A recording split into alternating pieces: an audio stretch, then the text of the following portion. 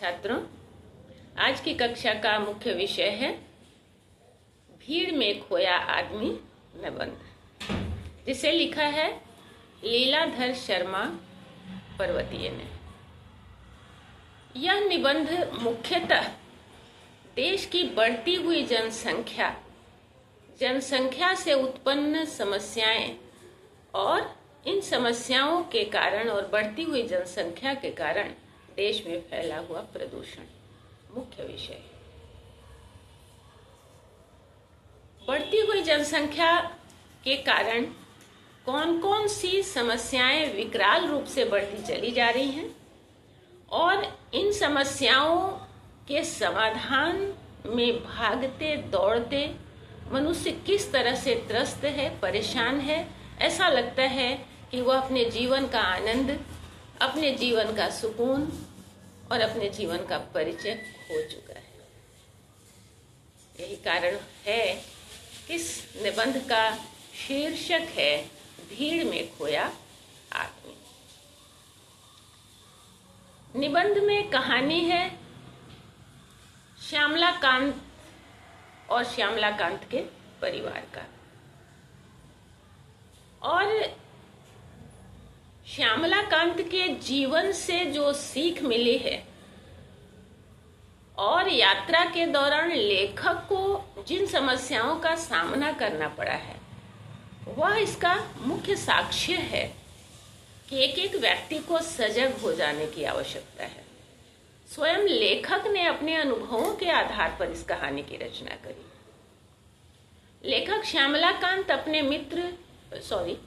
लेखक लीलाधर शर्मा पर्वतीय अपने मित्र श्यामला कांत की लड़की की शादी में हरिद्वार जा रहे थे।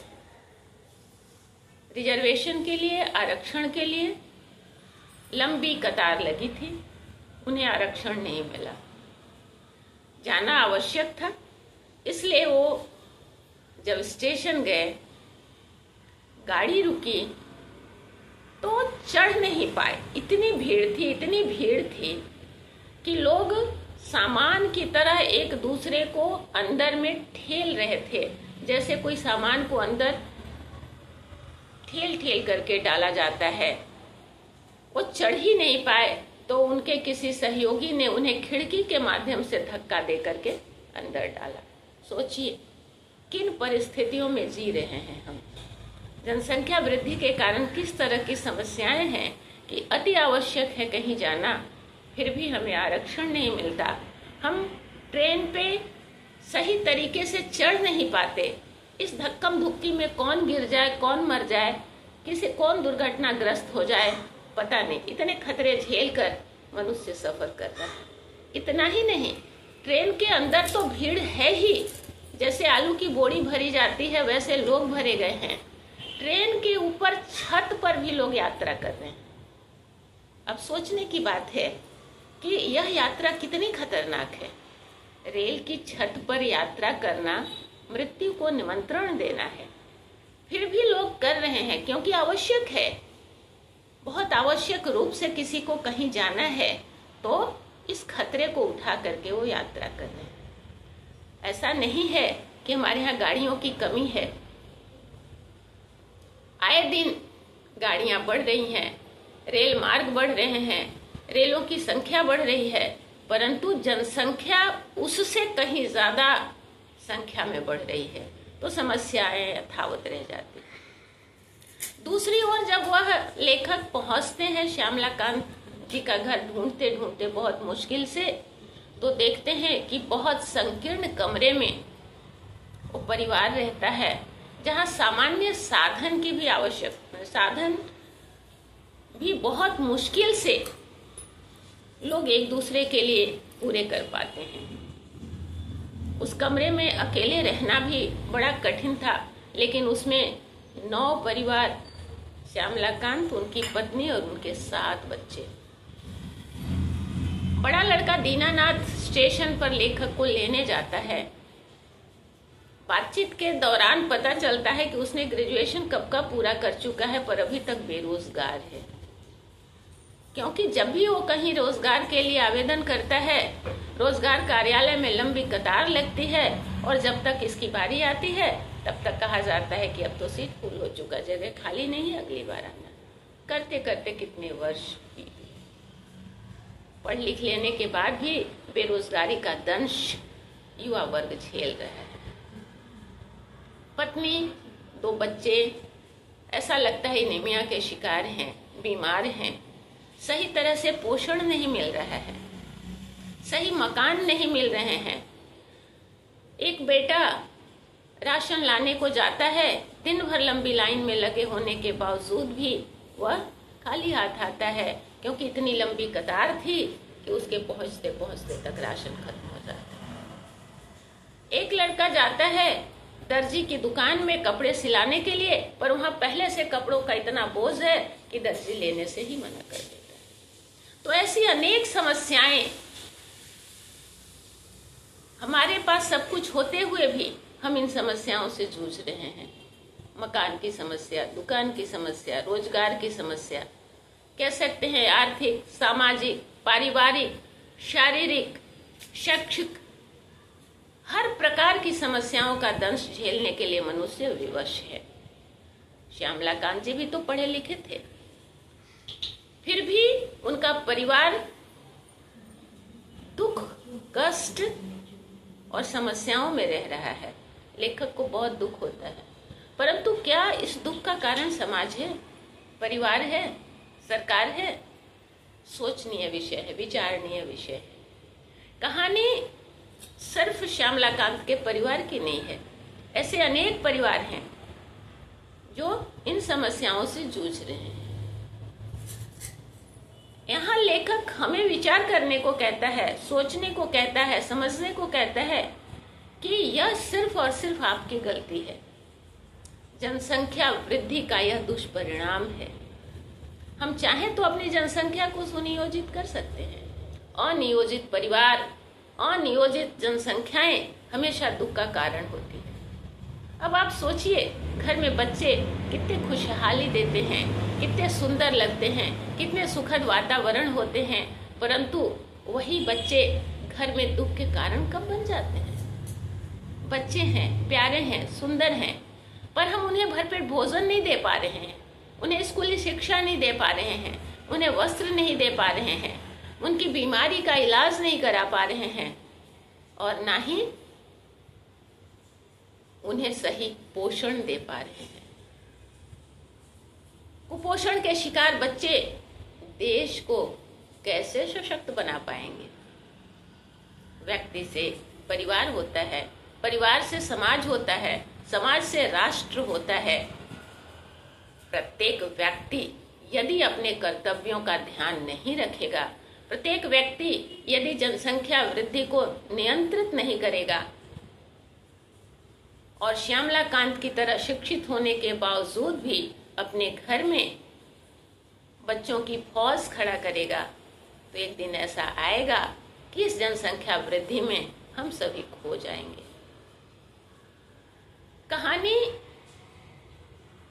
बहुत बड़ी नहीं है, कहानी बहुत कहीं से ली गई कुछ ऐसा विषय नहीं है जिस पर हमें बहुत ज्यादा सोचने की जरूरत है। बहुत सामान्य सा विषय है कि अत्यधिक जनसंख्या वृद्धि से क्या क्या समस्याएं उत्पन्न होती हैं, और इन समस्याओं को जन्म देने वाले हम स्वयं होते हैं। तो हमें सोचने की आवश्यकता है कि कैसे हम जनसंख्या को नियंत्रित करके इन समस्याओं का निदान कर सकते हैं। व्यक्ति और परिवार सुखी है तो समाज सुखी है, और समाज सुखी है तो हमारे राष्ट्र का विकास होगा, और हमारे राष्ट्र का विकास होगा तो हमारे राष्ट्र के विकास का फल भी हमें ही प्राप्त होगा। आज निरंतर जंगल कट रहे हैं, मकान, दुकान, बाजार, विद्यालय, विश्वविद्यालय, कारखाने निर्माण पे निर्माण हो रहे हैं और समस्याएं यथावत हैं। बल्कि एक समस्या बढ़ रही है, जंगल के जंगल कट रहे हैं, क्योंकि व्यक्ति है, उसका परिवार है, तो उसको रहने के, खाने के, उनके बाजार की, उनकी शिक्षा की, उनकी चिकित्सा की व्यवस्था देनी है। तो जगह तो हमारी उतनी है, फिर जंगल कट रहे हैं, जंगल कटेंगे तो प्रदूषण बढ़ेगा, प्रदूषण बढ़ेगा तो हम बीमार होंगे।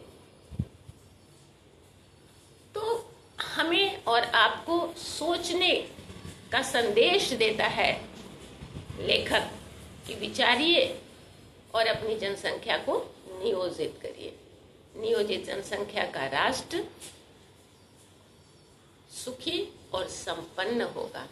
सरकार चाहे कितनी भी व्यवस्थाएं दे ले, लेकिन यदि हम शिक्षित नहीं हैं, हम जागरूक नहीं हैं, तो उस सुख का हम उपभोग कभी नहीं कर पाएंगे।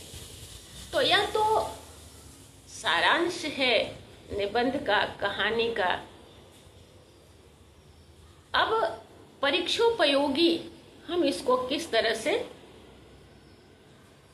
अलग अलग खंडों में बांटेंगे। कहानी का सारांश हमने देखा कि किस तरह से लेखक ने अपने मित्र श्यामलाकांत के माध्यम से हमारे सामने कहानी के मुख्य उद्देश्य को रखा है कि किस तरह जनसंख्या वृद्धि के कारण जो हमारी समस्याएं हैं और समस्याओं में हम किस तरह से जूझ रहे हैं, खो जा रहे हैं। तो इसके बाद हम जब परीक्षा के लिए तैयारी करेंगे तो कुछ कुछ ऐसे प्रश्न होंगे जो आवश्यक रूप से हमें तैयार करने होंगे।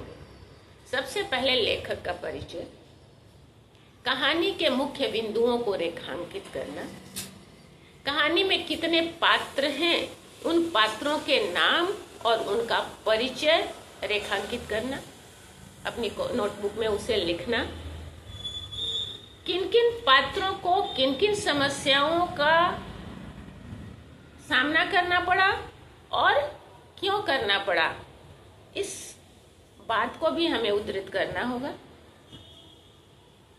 श्यामलाकांत शिक्षित होने के बावजूद भी समस्याग्रस्त क्यों थे, इसे लिखने की आवश्यकता है। और इनके माध्यम से हम क्या सोचने पर विवश हो रहे हैं, इसे लिखने की आवश्यकता है। दूसरी बात है कि हमारी जो राष्ट्रीय समस्याएं हैं किन किन स्तरों पे हो सकती हैं। तो सबसे पहले हम आते हैं पारिवारिक, दूसरा सामाजिक, तीसरा आर्थिक, स्वास्थ्य संबंधी समस्या, प्रदूषण संबंधी समस्या, खाद्यान्न संबंधी समस्या, शिक्षा के संबंध में समस्या, चिकित्सा से संबंधित समस्या। लंबी कतार लगी है, हम बहुत ज्यादा सीरियस मरीज हैं, फिर भी हमें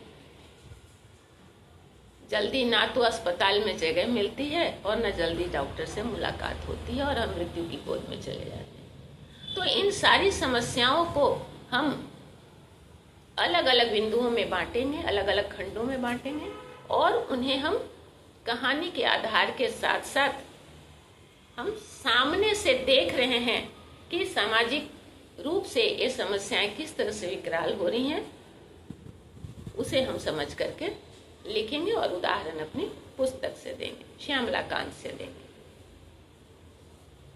उसके बाद जो शब्दों के अर्थ हैं, घटनाओं के कारण हैं, इन घटनाओं से मिलने वाले संदेश और कहानी का उद्देश्य, शीर्षक की सार्थकता, ये सारे बिंदुओं पर विचार करने के बाद ही ये पूरा निबंध परीक्षा के लिए संपूर्ण हो जाता है।